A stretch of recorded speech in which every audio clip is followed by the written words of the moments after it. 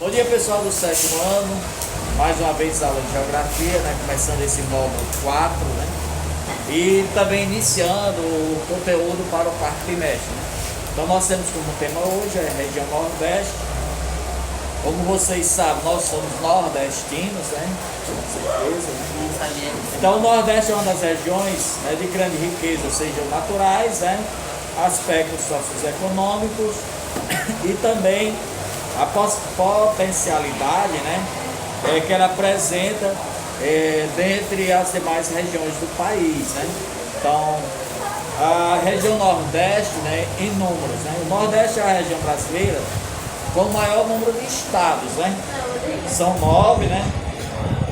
Ocupa 14, contribui com 14% do PIB nacional e aproximadamente 73% da população vive em áreas urbanas, ou seja, o Nordeste praticamente toda a população vive nas cidades, né? O Maranhão é formado por 9 estados, né? E hoje eles também têm uma área, né, de exploração e de desenvolvimento econômico chamado de Mato-Piba, né? Então, o Maranhão, Bahia, Piauí e uma parte do Tocantins, né? Eles têm uma fronteira agrícola agora no Nordeste e são bem importantes. Então, só para a gente ver aqui o Nordeste em números, o estado mais populoso que nós podemos ver aqui é o estado do Maranhão, né, com 331 mil habitantes, né? E, aliás, o estado da Bahia com 564 quilômetros quadrados e com a população aí de 7 milhões de habitantes, né? O estado da Bahia, ela tem 15 milhões de habitantes, é o estado mais populoso, né? E o menor estado é o estado do Sergipe, com um pouco mais de 2 milhões de habitantes, né? Toda a população do estado de Sergipe não é nem a população de Fortaleza, né? Então é um estado pequeno. As características naturais do Nordeste, né? Quem de vocês que conhece, além do estado do Ceará, o outro estado do Nordeste? Conhece, né? O estado? Maranhão, Recife, que é Pernambuco, né? Conhece qual? Quem conhece mais outro estado? Além do Ceará? Maranhão conhece? Quem mais? Bahia? Então, gente, o que é que nós podemos perceber? Que o Nordeste, ele é privilegiado quando se trata de atrações e de belezas naturais, né? Então, os diferentes tipos de clima do Nordeste influenciam diretamente na formação de paisagens naturais, né? Que tornam o Nordeste tão atrativo do turismo, né? No litoral podemos encontrar o chamado clima úmido, né? Com chuvas mais frequentes ao longo do ano. Com essas características climáticas, é favorável o desenvolvimento da floresta tropical na porção norte da região. Na porção noroeste do Maranhão, por sua vez, encontramos trechos da floresta amazônica que desenvolveu condições conforme o clima equatorial, né? Nas áreas onde atua o clima semiárido, né, que é a região mais seca do Nordeste, aí aparece a caatinga, né? Aparece a caatinga. Aparece a caatinga. Então, constituída por plantas em geral, são resistentes à escassez de água, né? Onde as chuvas são irregulares, os rios são temporários e o grande problema é a falta de água, não só para as atividades econômicas, mas principalmente a escassez de água para a população. O Nordeste, devido à sua extensão e às suas características próprias, ele também está subdividido em 4 sub-regiões, né? Que é a zona da mata, que é o Agreste, o Sertão e o Meio Norte, né? Então, qual é a característica marcante da zona da mata, né? Ela é uma faixa costeira onde concentra a maior parte da população nordestina. Originalmente era coberta pela Mata Atlântica e essa formação atualmente está devastada pela monocultura da cana-de-açúcar e pelo crescimento das grandes cidades, né? Outra sub-região do Nordeste, né, que temos de destacar é o Agreste, né? Então apresenta aspecto de transição entre o litoral úmido e o sertão mais seco. Portanto, conta com uma espécie de vegetação típica da Mata Atlântica e também da Caatinga.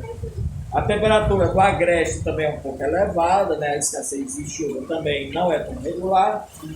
E aí nós vamos ter o sertão, né?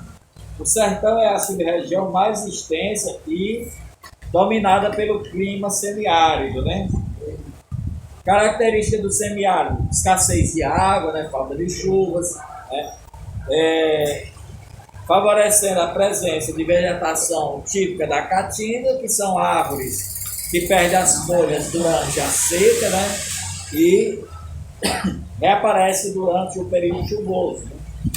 Os rios também são temporários e também apresentam a escassez de água em geral, né? Então, uma das tentativas de resolver o problema de água da seca do Nordeste é a construção das barragens, dos açudes, né? Tentando minimizar esses efeitos.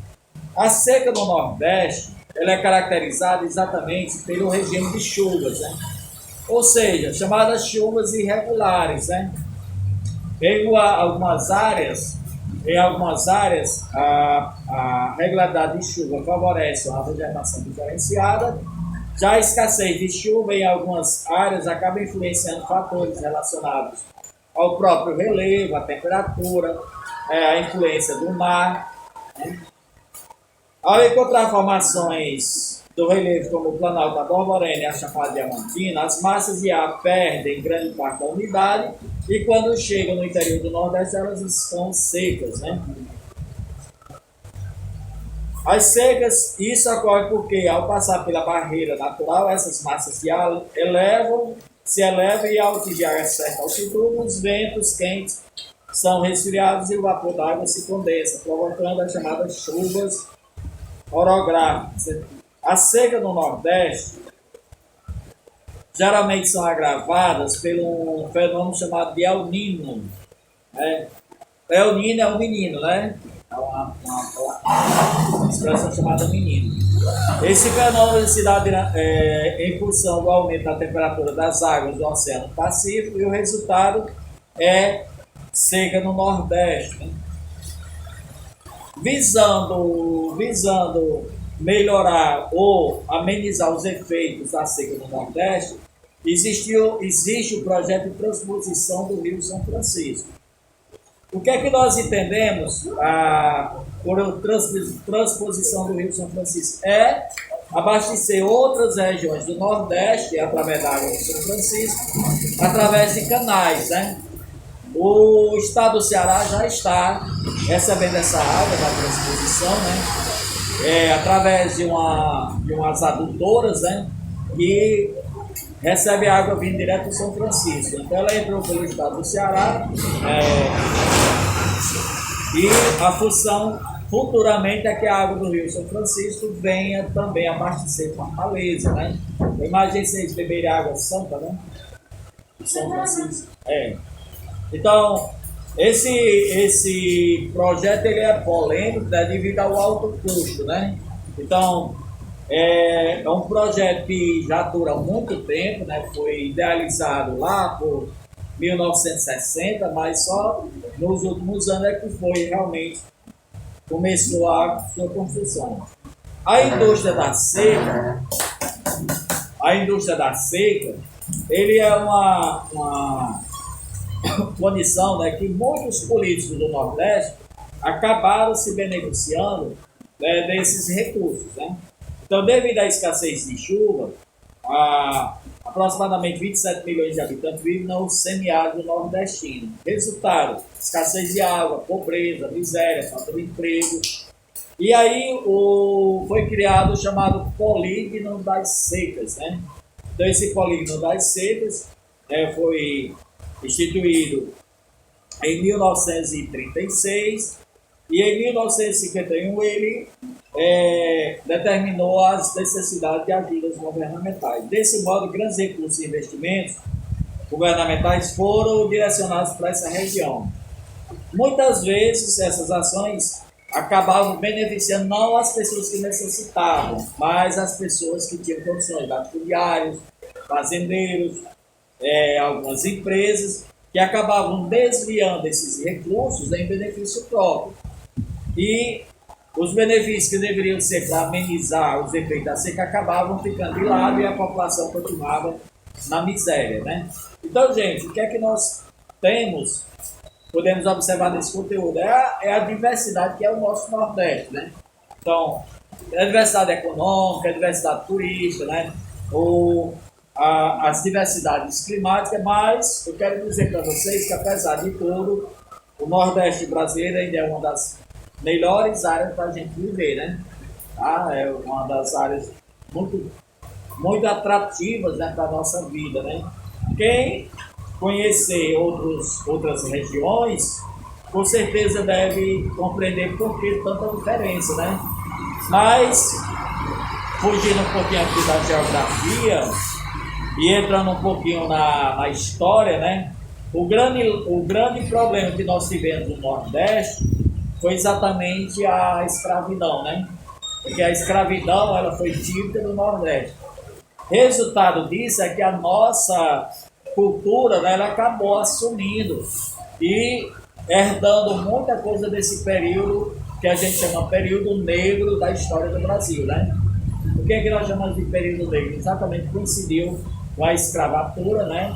A escravidão dos negros africanos que eram vindos para o Brasil. Mas, entre aspectos negativos e positivos, também a escravidão ela contribuiu muito para o desenvolvimento do Nordeste, né? Até hoje ainda existe a cultura, né, que foi iniciada com o processo de escravidão no Brasil, que é a atividade da cana-de-açúcar e a produção do álcool, né? Então, ao se andar aí pelos estados do Nordeste, como Rio Grande do Norte, Paraíba, Bahia, Pernambuco, Alagoas, Sergipe, o que a gente vê são imensas plantações de cana-de-açúcar, né? E isso é uma herança que veio lá da época da escravidão. Então, gente, sobre o conteúdo de hoje, era isso que eu tinha para falar. Valeu, obrigado e até a próxima.